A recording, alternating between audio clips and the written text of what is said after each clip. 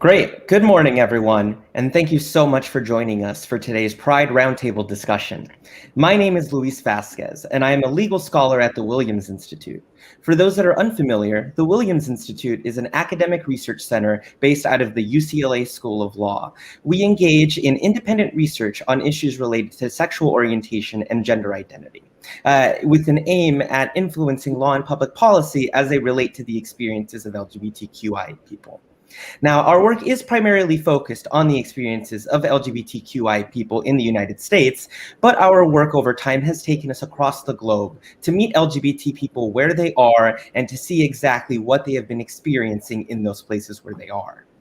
Over the last 2 decades, the work of the Williams Institute and of our fellow researchers across the globe has been dedicated to reframing the narrative around LGBTQI people, and in particular, to change that narrative from focusing on myths and stereotypes to instead focus on facts, to instead focus on data, to instead focus on the real lived experiences of those individuals. And indeed, while we've been engaged in that work, we've realized that the more we work, the more there is to discover about LGBT people. The more that we see reflections of the fact that anyone anywhere can be LGBT. The fact that there is no quality or experience which presupposes whether somebody is or is not LGBTQI. And indeed, for example, here in the United States, our research has showed us a number of things. These include the fact that LGBTQI people are everywhere. It doesn't matter the state or the territory or region in where we have looked, we have found those individuals there. In fact, we've observed over 11 million adults in the United States identifying as LGBT.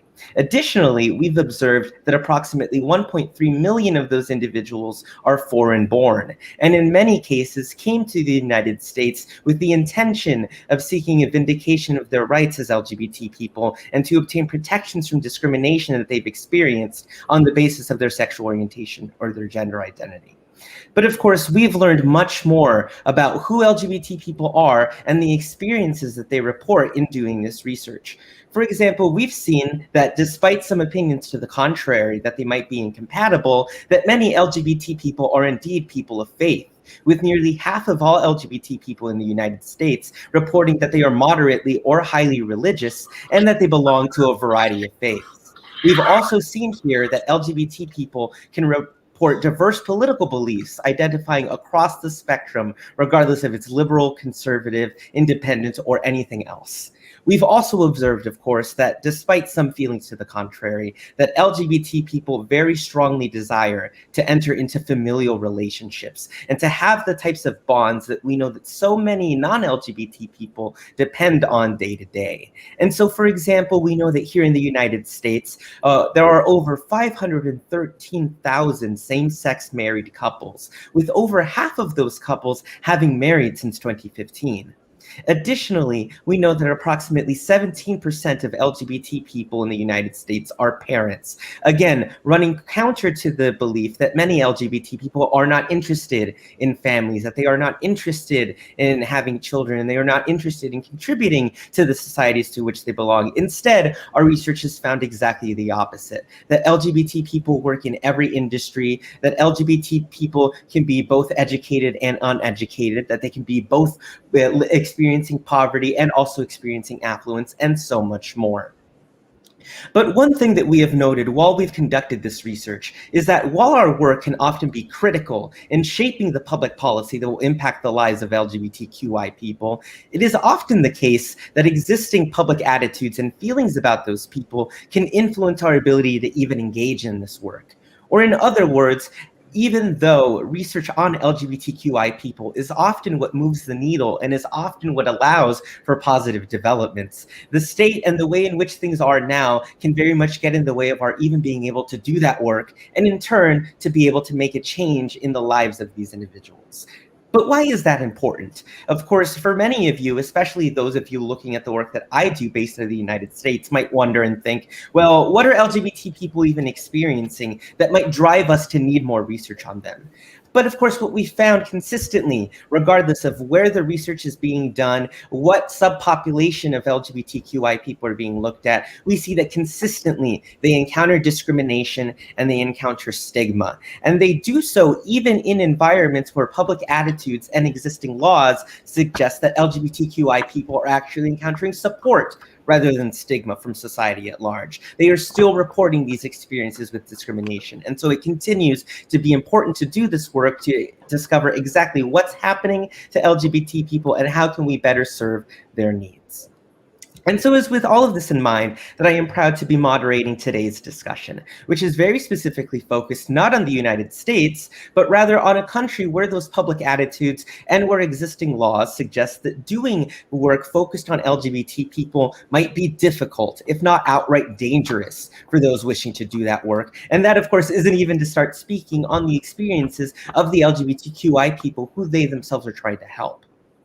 But of course, while this work can be dangerous, while it can be difficult, we also know that it can be that much more necessary because of those facts. And so it is with all of this in mind that I'm very happy to bring in all of you today for our discussion on what conditions are like in Jamaica and what experiences for LGBTQI people have been like in that country, and indeed what path forward advocates see for individuals to ensure that their rights can be protected, and that, as I've been saying, we can find out even more about the experiences of individuals specifically in Jamaica to understand what exactly it's like to be an LGBTQIA Jamaican.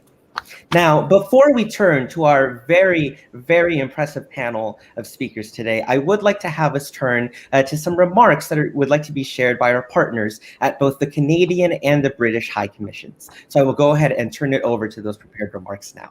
Thank you.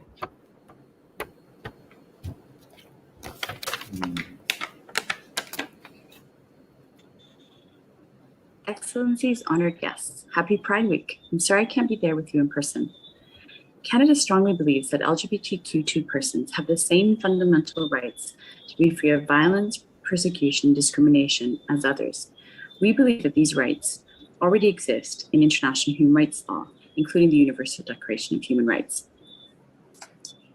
As such, Canada has continued to advocate both domestically and internationally on behalf of the LGBTQ community. Our advocacy was first noted in its lead in the launch of the first ever National Day Against Homophobia in 2003, led by Fondation Emergence, a Canadian organization. This idea quickly became popular. In a few years, an International Day Against Homophobia is being observed in a number of countries annually. Canada has been proud to be a key contributor to the growth of this global movement, a precursor to the recognition of Pride Month. The connections and discussions emerging from this recognition provides an opportunity for Canada to reaffirm a principle to which it is deeply committed, namely that no one should be subjected to discrimination or violence based because of their sexual orientation, gender identity or expression, or sex characteristics. Domestically, Canada has also taken many important steps towards promoting and protecting the human rights of LGBTQ2 persons. In June 2017, the Government of Canada passed legislation amending the Canadian Human Rights Act and the Criminal Code in order to increase statutory protections for transgender and other gender diverse persons. Canadian federal law also explicitly prohibits any discrimination, hate propaganda, or hate crime against Canadians that is based on their gender identity or expression. In November 2017, Prime Minister Justin Trudeau apologized for past federal legislation, policies, and practices that facilitated systematic discrimination against and persecution of Canadians based on their sexual orientation, gender identity, or gender expression. Of interest, the Canadian government also has a LGBTQ secretariat within the federal public service, which works to support the integration of LGBTQ2 considerations into the everyday work of the Government of Canada. This means ensuring that issues related to sexual orientation, gender identity, and gender expression are taken into account in the development of federal programs, policies, and laws.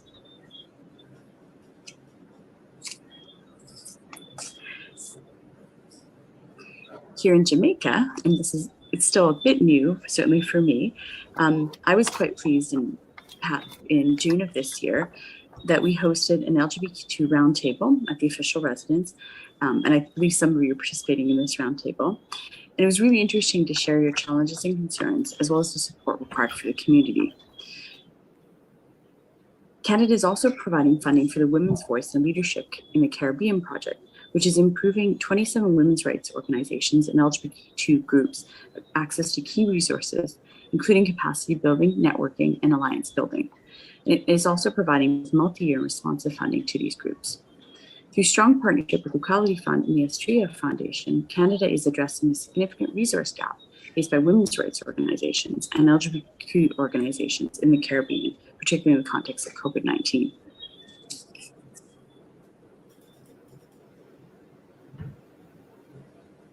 Moving back to the international level, Canada also continues to make its voice heard on LGBTQ rights and engages in multifaceted efforts to assist persons worldwide who are victims of violence and discrimination. In the past 2 years, for example, Canada has spoken out both individually and in conjunction with other countries in response to reports of attacks and the imposition of restrictive measures targeting LGBTQ persons across the globe. In August 2018, Canada hosted the ERC Global Conference on LGBTQ human rights and inclusive development in Vancouver, bringing together governments, activists, parliamentarians, and others to build knowledge, networks, and norms for advancing the equality of LGBTQ persons everywhere. Along with the civil society organization GATE, Canada is currently co-chair of the ERC, thematic group on national laws and policies.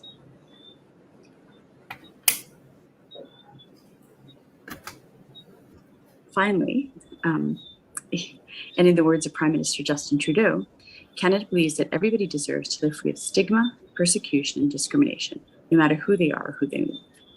So my apologies again for not being with you. I would have appreciated the discussion, because in all honesty, it's a bit awkward to just give remarks to a group, but I look forward to hearing more from the community and how Canada can assist to constructively advocate for you in the Jamaican space.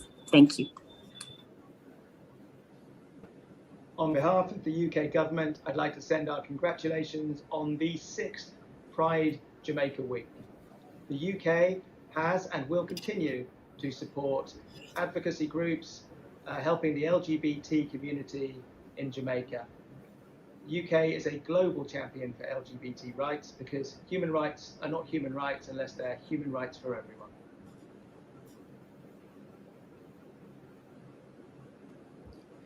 Great. Thank you so much to our partners for sharing those very important remarks about not only the experiences of LGBTQI people across the globe and in Jamaica, but as well in highlighting the importance of international partners and cooperation to ensure that this important work can be done across the globe for all LGBTQI people in need of such assistance.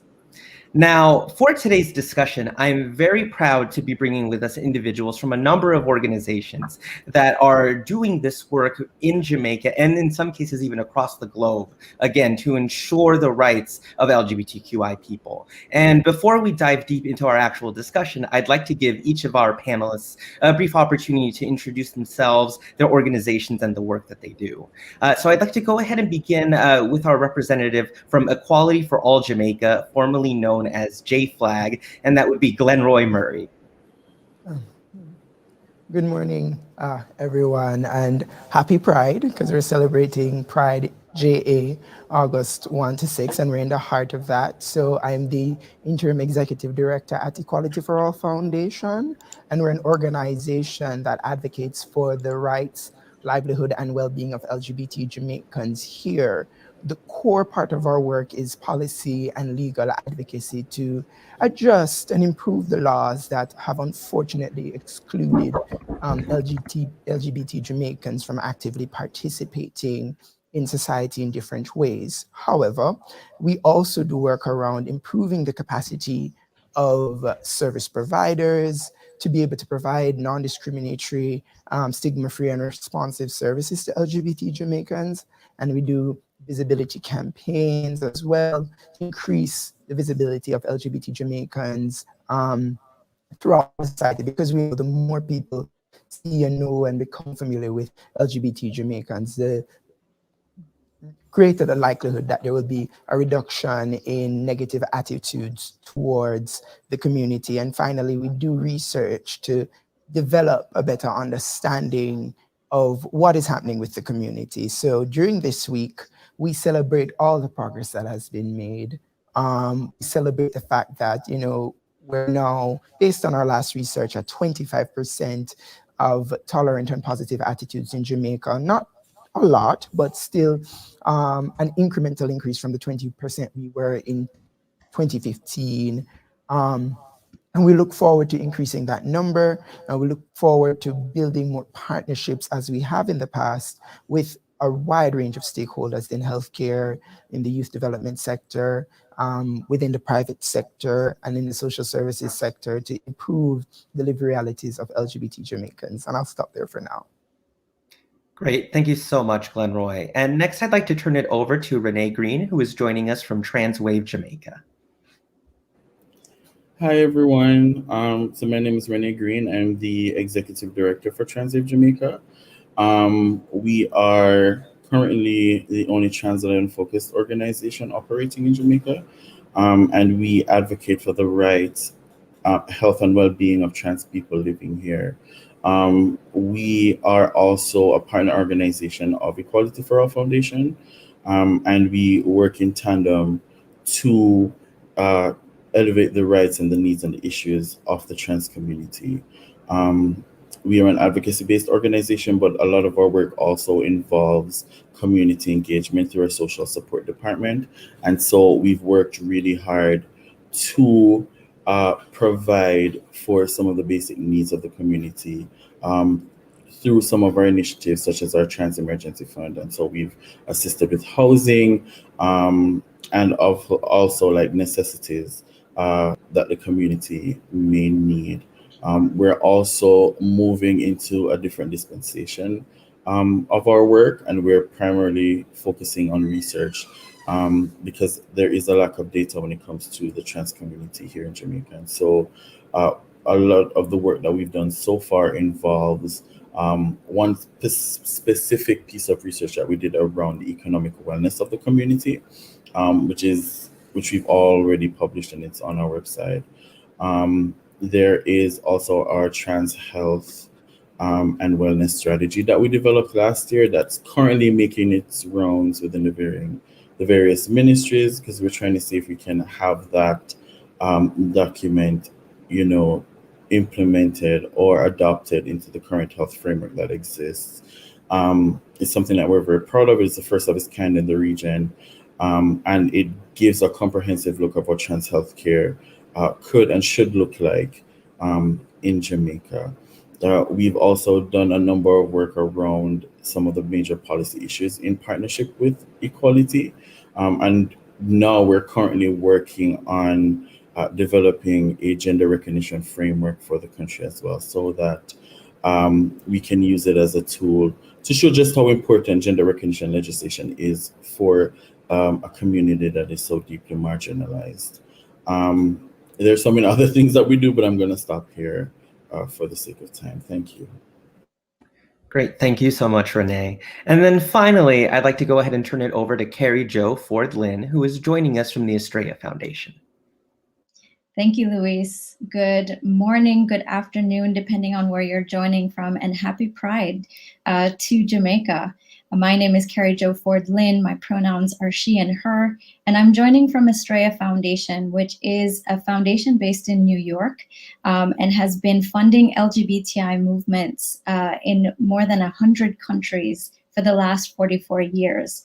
Specifically in the Caribbean, we've been proud to partner with a lot of private foundations, but most recently in the last 5 years, partnering with USAID, Global Affairs Canada through the Equality Fund, as well as Sweden, in order to provide more resources to the Caribbean, both Eastern Caribbean, as well as specifically to Jamaica. And what we believe very strongly is that the most important role that funders can play is to elevate and support the activist movements in their own efforts and according to their own priorities, because they know their context best.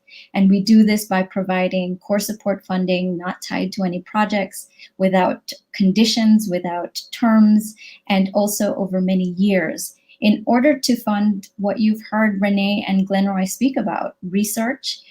We provide grants, We've also been able to provide emergency response, and that has proved really useful in times like these with COVID, as well as with natural disasters.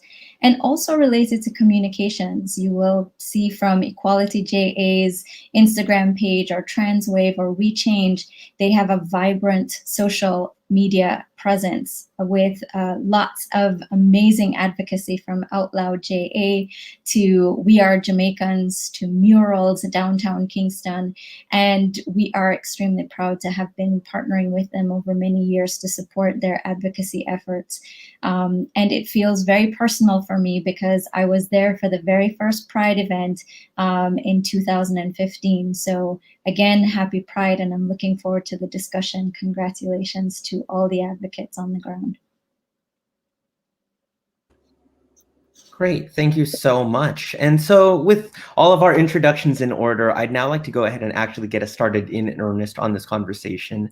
And I feel like a good just introductory question for us, given that so much of this focus, as we've discussed, is realizing really what's happening on the ground. What are the actual experiences of LGBTQI Jamaicans that we need to know about, that need action? And so I'd really like to start us by centering those individuals and their experiences and asking if any of you could speak to what is it like a day in the life of an LGBTQI Jamaican? What are any sort of common or foundational issues that individuals are experiencing, especially since I know that here on this panel, we have the opportunity to hear, from distinctly trans voices, for example. I would really like to hear about what has it been like in these different pockets of the community across all of Jamaica to just live there and to be LGBTQI.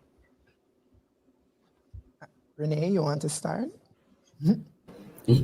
I knew it was going to come to this.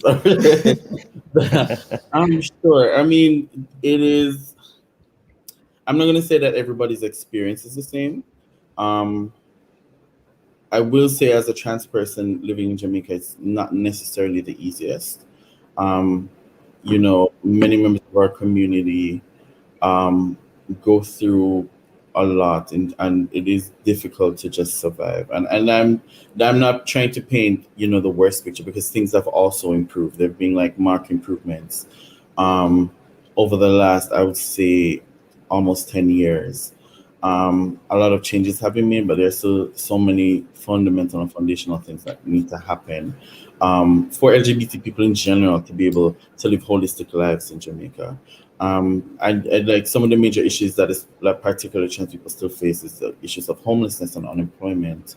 And of course, the lack of access to basic needs, like even healthcare. And even though I will say in that regard, Jamaica has come like a significant way in terms of our journey when it comes to healthcare and particularly access for trans people, but there's so much further that we need to go.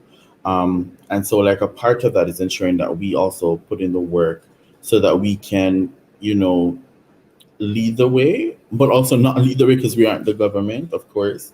But we're doing our part. We developed the health strategy last year as a way to kind of show that it is possible to incorporate trans-specific healthcare within our current system, right? And particularly because the HIV program that is in Jamaica is so inclusive, it means that it is possible for our general healthcare programs to also reflect that, right? And so in terms of just dealing with some of the other component issues like homelessness and access to like education, a lot of the things that we do need to work on are cultural, sad to say, and really has to do with having specific laws in place that not only provide protection but also working on ways to create and have lasting behavioral change within our communities and within our culture and within our country.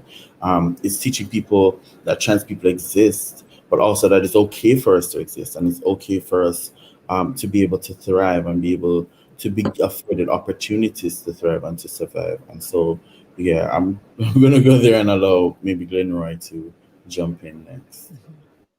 Yeah, I mean, just to add, I think so. We have made significant strides, but I think if we're talking about a day in the life of an LGBT Jamaican, I would say it depends on which LGBT Jamaican you're talking to. I think me and Renee are very fortunate in our current dispensation of our lives to be somewhere in the middle class and to be shielded from some of the harsher realities like homelessness that Renee describes, because our research shows that 1 in 5 LGBT persons have experienced homelessness at some point in their lives.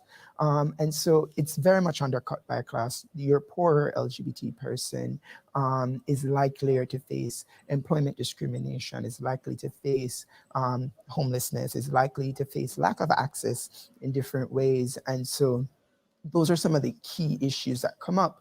However, if you are able to access education at a particular level, then the manifestation of stigma and discrimination looks a little bit different. You may be able to access some safe spaces, as there are safe spaces around the island, more so in Kingston, for example, where a lot of the community has migrated to internally.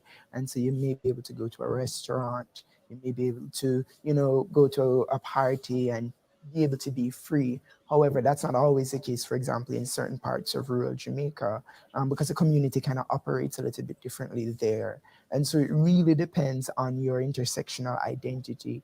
And also, I mean, not to speak out of turn, but if we think about queer women, their experiences are slightly different as well, because they're going to be dealing with the added form of sexual harassment. Of course, women generally in Jamaica face a lot of sexual harassment, but we think about queer women, that we think about targeted sexual harassment and sometimes targeted sexual violence as a part of their experience, which is not necessarily something that queer men particularly face, even though there have been instances of sexual violence towards queer men and just physical violence in general. But as I said, it really does depend on what your money can buy you, and that depends on the class that you're associated with and where you can go.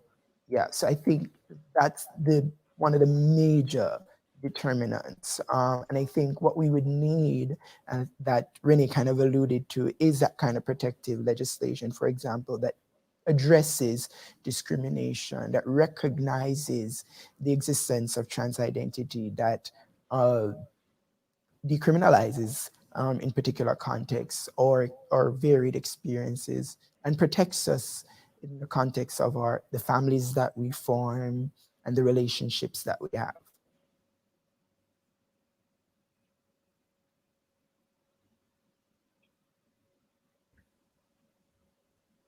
No, thank you. I feel there's so many topics I feel like we could jump on from even just those 2 bits of discussion that you two had. But something that really struck me and that I'd love to maybe continue talking about is this notion that despite how difficult conditions may remain today, and in particular for certain LGBTQI people in Jamaica, that there have been strides made, that there have been advances. And so I would love to, really give time and space to those victories, to all of that hard work. And I'd like to hear more about, are there any particular advances that have happened in these last few years that you all think are particularly proud of, or think might signal, that there really is an opportunity and space to continue making those types of advances in the future? Definitely. I think, in particular, the work that Equality has been doing, over the years. They are, one of the oldest, the oldest LGBT organization that currently exists in Jamaica. They've been around, and Glenn can correct me, for maybe over like almost 25 years. And so, of course, Translife has been around. This is our 6th year, and through partnership with Equality, over the last 6 or so years, we've made significant strides, particularly as it relates to healthcare. I think the work that Equality started within the healthcare sector, particularly with training healthcare providers around dealing with LGBT people, and particularly trans people, has had a significant impact on the number of trans people that actually access public health spaces now. And that they've, of course, made sure to always include Translife in these programs, which we've always been appreciative of. Just the mere fact that we developed the National Health Strategy last year is also a testament to the growth, because we also had government participation in that. And we're currently in discussion now. And of course, if it was maybe a few years ago, we wouldn't I've had that opportunity or been given those opportunities to even have dialogue with anyone from, from any ministry. When you have, events, I think it was maybe a couple of years ago where we had our health minister actually attend an event put on by, Equality, and actually publicly say that LGBT people should have the right to health. Things like that, um, to me, are significant, and are important, and things that we should highlight. The number of incidents that happen, to LGBT people has decreased. That in itself is a testament that things are shifting. People are calling out, more people on their biases towards LGBT people now in public spaces. That to me is testament that there's a shift and that change is coming. People are more open to dialogue now about the different, things that need to happen. Instead of being apprehensive or saying, "Oh, we're just not going to do it." And so I think, these things are small victories, and there clearly means that we still have like a lot of work to do, but to me these are small victories that we should be celebrating, because things are changing, and maybe not in the ways that we want to see right away, but then that's advocacy is it's being in it for the long haul. It's being willing and able to, you know get the small victories, and watch as the small victories add up to major ones. And so it starts with a minister being willing to have a conversation, and then it will lead to, maybe that minister being willing to push for specific legislation that would protect everyone, and not just a few. And who knows, maybe that will also lead to that legislation being passed, and we will see actual and real change happening on, a national and policy level. Sorry, to that, the reality is that we have seen small policy steps as well. For example, in 2011, there was the JCF policy on diversity that was passed, which prohibits sexual orientation discrimination explicitly, by members of the police force when they engage members of the community. There's also a public sector staff order which prohibits sexual orientation discrimination for employees within the public sector. And we've recently, in 2017, seen the National Youth Policy explicitly prohibit sexual orientation discrimination in the development of youth development related activities. So we're seeing small policy moves as well, and I think that's useful to highlight.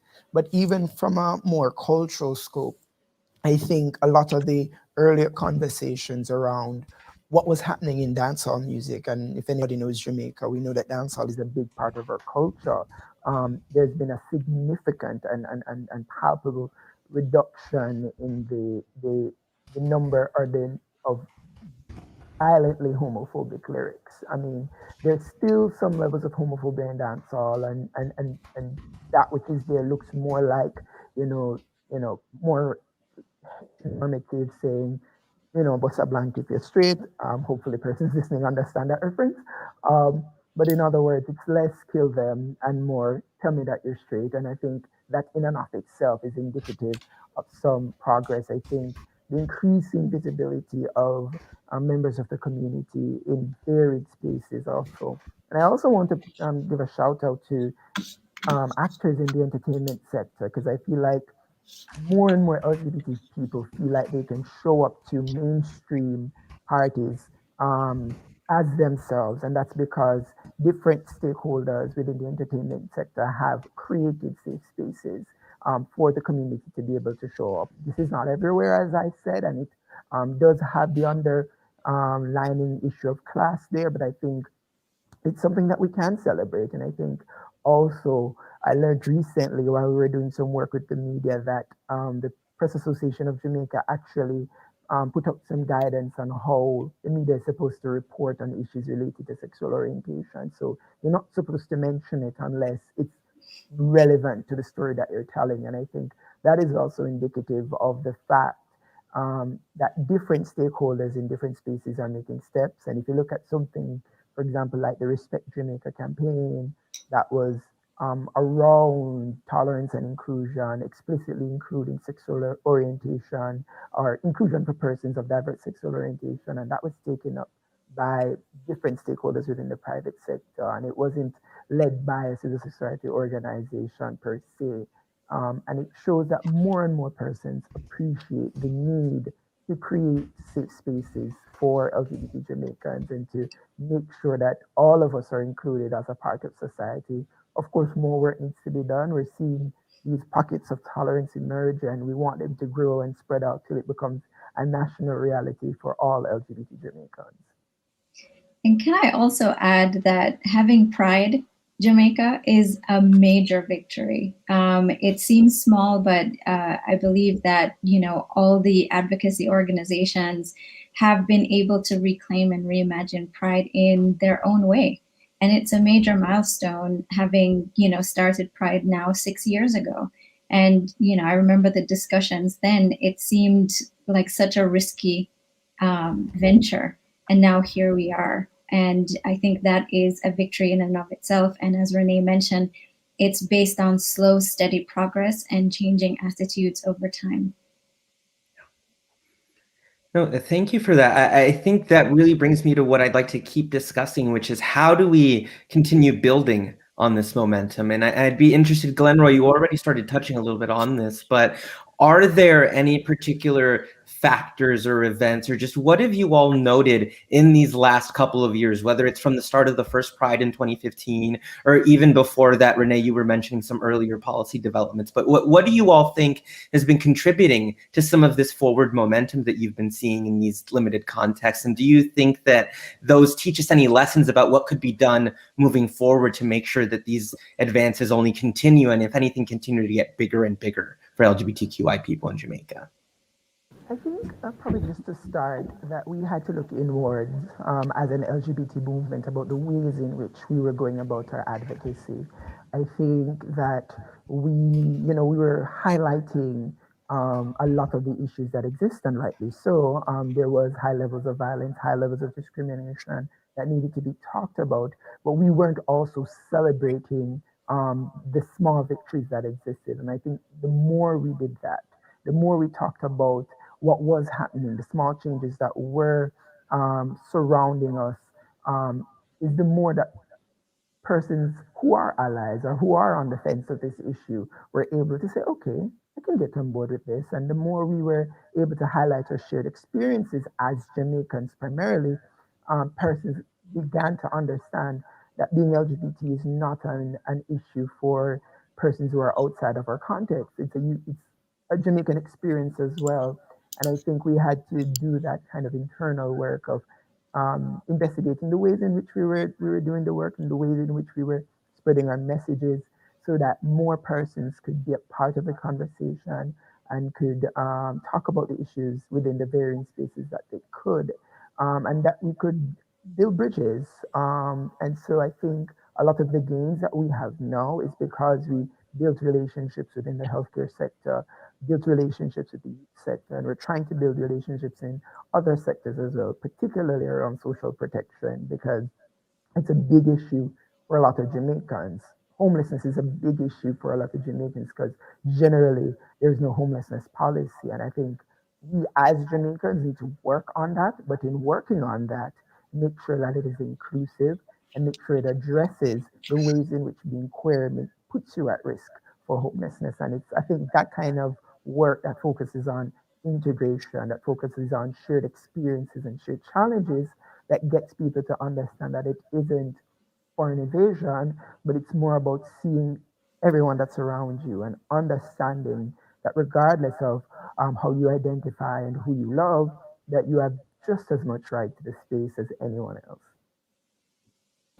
Yeah, and just to say, I think what's also been very important is the fact that the community has been showing up as well. I know for the trans community there was a saying in Jamaica that we didn't exist, and so by us showing up in different spaces and showing up in different ways, I think that's also been able to contribute to kind of like the shift in the narrative about the community. I mean, seeing more and more members of the community speaking on different issues, not just around LGBT issues, but also talking about poverty and talking about social protection in general and what that looks like broadly. Throwing their hats in the rings when it comes to conversations around politics and where Jamaica is going as a country, and all of that. And because we've been showing up in the ways that we've been showing up, I think that's also had like a major impact. I've been coining a term lately talking about queer excellence, and I think the queer people that have been showing up in the space are the embodiment of queer excellence, and I think that has also kind of shifted the narrative and the perception of what people thought LGBT people in general were like in Jamaica. And so the conversations have been more positive because, as you said in your opening speech, LGBT people are educated and we do come from varying backgrounds and we do have a lot to contribute. And so even if we may not have the degree, we are able to participate in a Twitter conversation about what we think about our political parties. And that in itself also helps in, showing everybody that we do have a vested interest in this country. And it's not about trying to get special treatment, but it really is about trying to improve a space that we live and where we live and a country that we love, ensuring that it represents and is for everybody that lives here.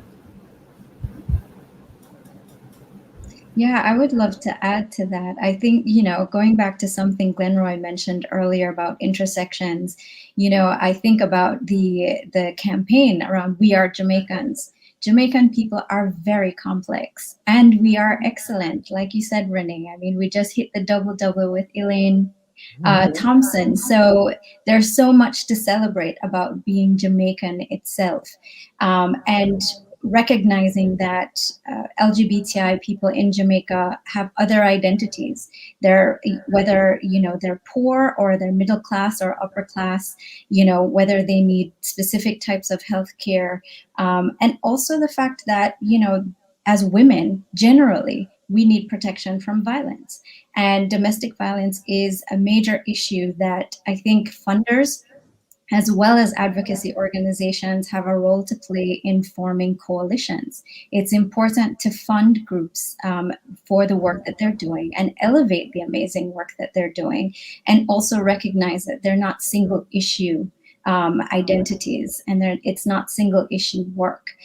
So it's really critical to think about economic justice, as well as the movements themselves, as well as research. So I think it's really, really important for donors to get together and really recognize and elevate the work that's being done on the ground.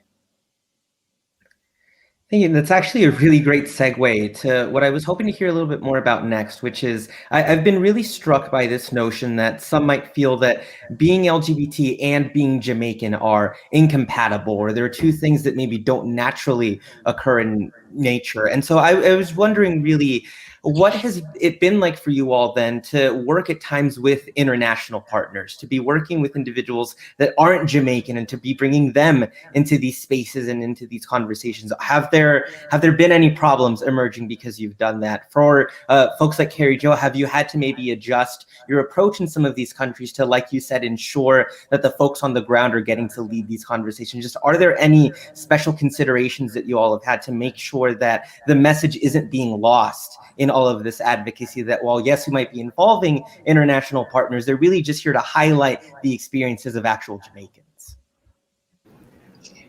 I think we should let Carrie Jo.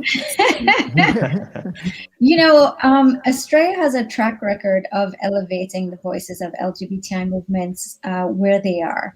And we see our role specifically of engaging our government partners, whether it's USAID, Global Affairs Canada, or other governments, in really making the case for giving the support for activist-led priorities. And what that means is we don't attach conditions to the money. We trust our activist partners to do the work that they think is important.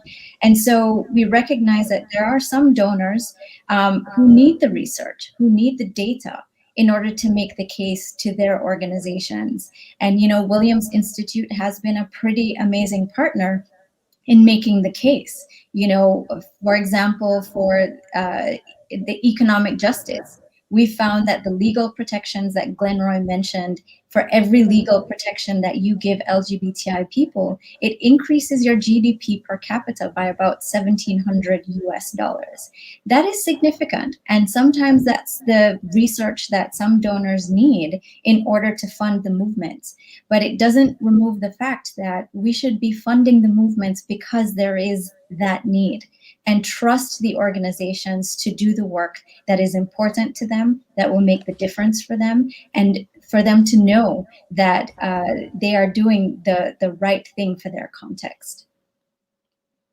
Yeah, I think just to add to that I mean, it's helping them along. I think when you do the work at the intersection of being part of a global South country, being LGBT, being Black, you kind of always have to do that work of translating to whichever audience you're talking to. And so it's getting persons who are sometimes very well intentioned to understand that, frankly, the road to hell can be paved with good intentions. And so it's how do you kind of recognize that even if you want to help, that helping must look in a way that translates um, within the context that you're trying to help. And that may mean you're not the one talking. That may mean that what your movement looks like in the space that you're from, it doesn't look like what we do here. And so for us as an organization, I've been singing this song a bit more now that community building is critical.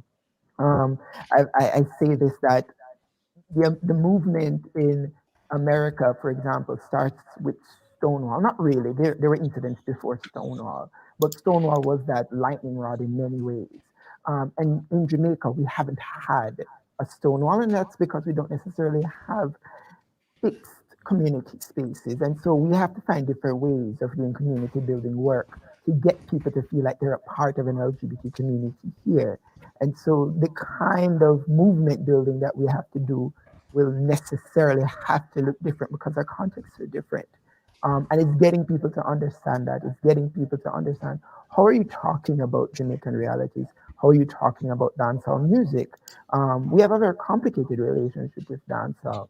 I remember while I was living abroad, I never felt fully queer until I was in a dancehall space, dancing the way I would like as a queer Jamaican man in a queer dancehall space, right? Because that's how I showed my queerness, bubbling to a dancehall song in a way that a man in Jamaica is not technically supposed to. But that's a critical part of my identity. And so it's about getting them to understand that there's a lot of nuance there. And so how you talk about the experience has to be baked in that nuance almost. And if you don't have it, you have to allow somebody who understands that kind of complicated experience to do the talking for you and also to get you to that place. And sometimes I feel like just with Jamaican experience, you kind of have to be here. You have to kind of get it to understand why is it that some queer people experience some things and others don't? What are those things that you're missing in between?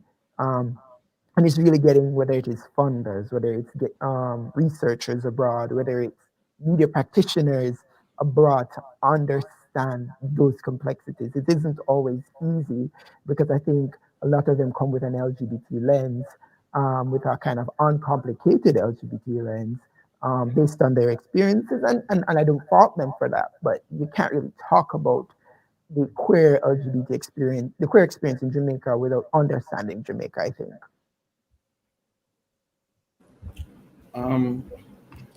Agreeing with Glenn Ryan and Kirijo. The only thing I'll say is in terms of dealing with like international support, and I'll say what we need. What we need is more donor entities or people who donate who operate in the same framework as maybe Austria, not maybe as Austria, whereas the funding is unrestricted, and we're able to do with it what we need. Because what happens usually is that when donors come, they come and they tell us, "Oh, we're giving you the funds to do this," and that might not be what we need. And so by giving us unrestricted funding, we'll be able to, put the resources where we need it, to actually get the job done, right? Because there's a lot of work that goes into, the things that we do, and a lot of the time we don't have the resources or the people to do it. And so, it becomes frustrating because then all of it falls on maybe one or two people. And burnout is also real. And so we do also have to take care of ourselves because we're also a part of the community that is marginalized. And sometimes I don't think, maybe donors think about that. And of course, there's also this assumption that it works in their country, so it may work. It's more than likely going to work for other countries, and that's not the case for Jamaica. And we're particularly wary of, foreigners coming in with the savior complex, right?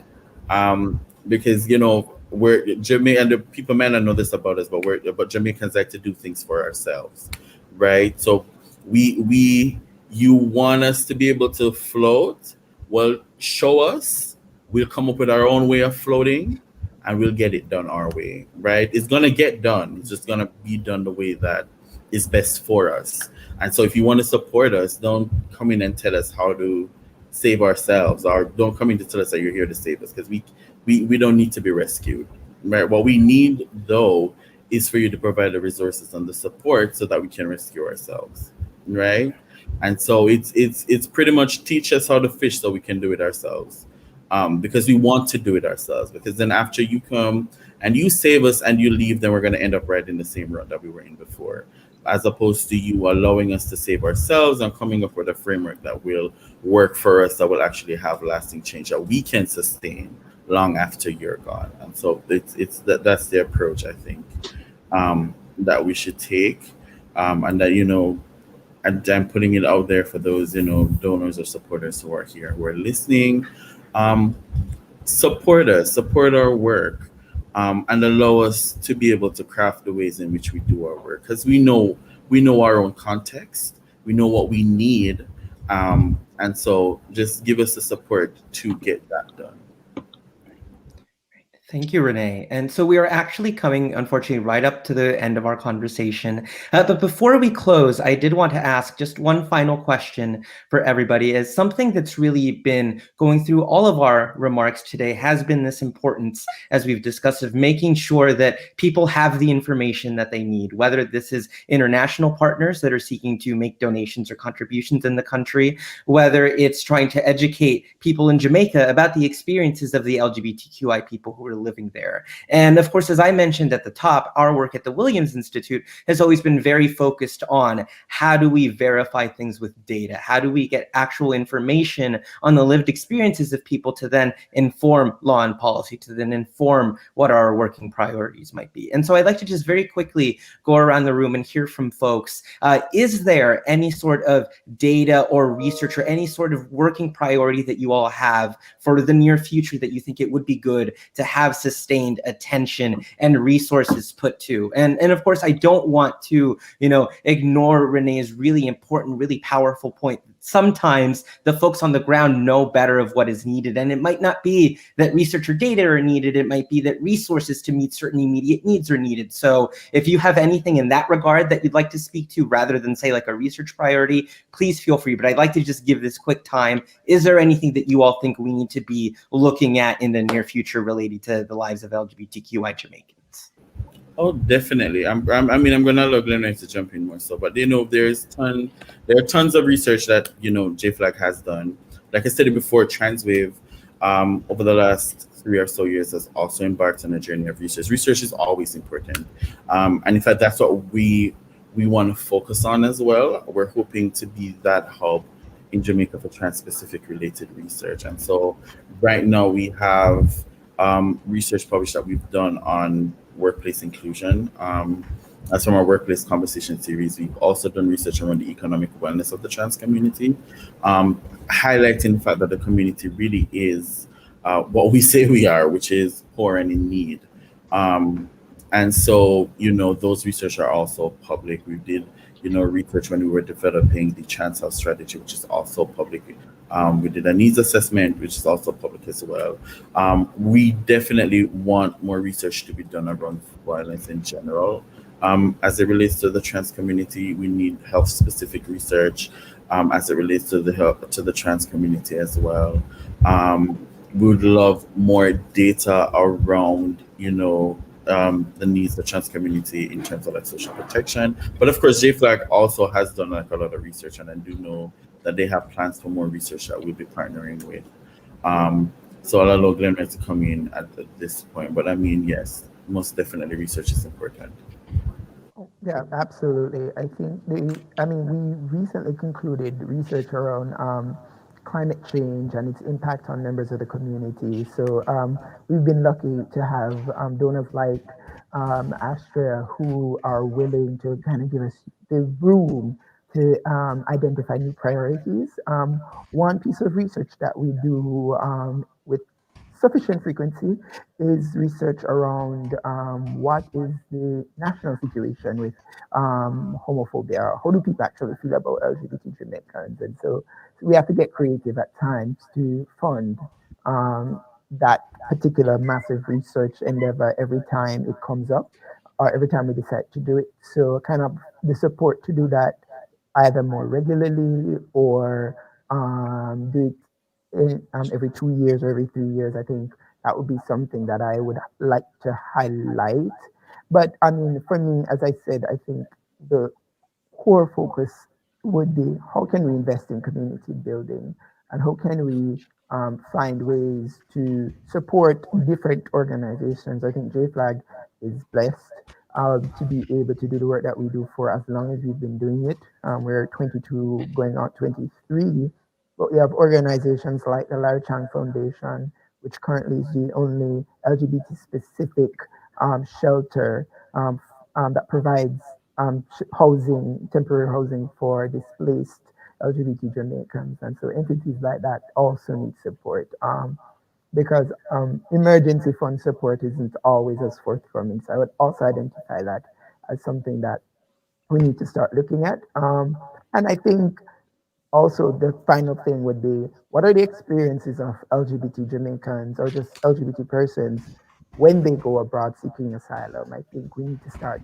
developing a better understanding of what that is like, particularly because a lot of people in our communities are looking into that as an escape. And I don't know that we have a full sense of what those experiences are like and what people go through and what kinds of support exist for people and if it's the best option.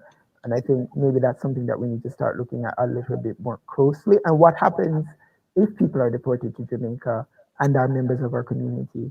I think that's something that we have to start looking at in a proactive way, because I think as more persons try to go abroad, it's very possible that persons will start to come back, and what will be here for them is something that we have to look at. So that I'll leave it there in terms of our research realities, just to remind persons that we're still in the swing of Pride Week, so you can always check us out at Equality JA to see what is happening and to watch the streams of the various activities that we have planned for Pride JA 2021. Oh, fantastic. Thank you so much, Glenroy. And so with that, I'd like to go ahead and close out our conversation. To help us in doing so, we actually have some remarks that have been prepared from our partners at the U.S. Embassy that we'd like to go ahead and share with the audience now. Hey everyone, it's a real pleasure for me and the U.S. Embassy team to host today's virtual event. I'm proud of what the U.S. State Department does to advance equal rights and dignity for the LGBTQI+ people around the world. This event is a chance to recommit to the work of building a world where everyone belongs and everyone's rights are respected, no matter who they are or who they love.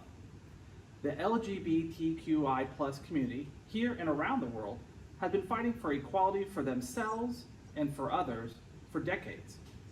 The struggle to end violence, discrimination, criminalization, and stigma against LGBTQI+ persons is a global challenge, and one that remains central to our commitment to promote human rights, democracy, and fundamental freedoms for all individuals. The United States is committed to increasing engagement on lesbian, gay, bisexual, transgender, queer, and intersex LGBTQI+ human rights issues abroad. As we do so, we work with partners around the world who bring to bear their expertise and their unique challenges and innovative solutions. We recognize that through these partnerships, we will be able to build a safer, more inclusive global society for all LGBTQI+ persons. It has been an honor to host this discussion with Equality for All Jamaica, TransWave, the Williams Institute, and Astraea Foundation. I'd also like to thank my friend, the Canadian High Commissioner, for her opening remarks, as well as my friend and colleague, the Deputy British High Commissioner, for his message. During this year's Pride Month, we celebrated an important message. You are included, and we continue that message throughout Jamaica's Pride Week celebrations. As President Biden said in his White House proclamation on Pride, Pride is both a jubilant communal celebration of visibility and a personal celebration of self-worth and dignity.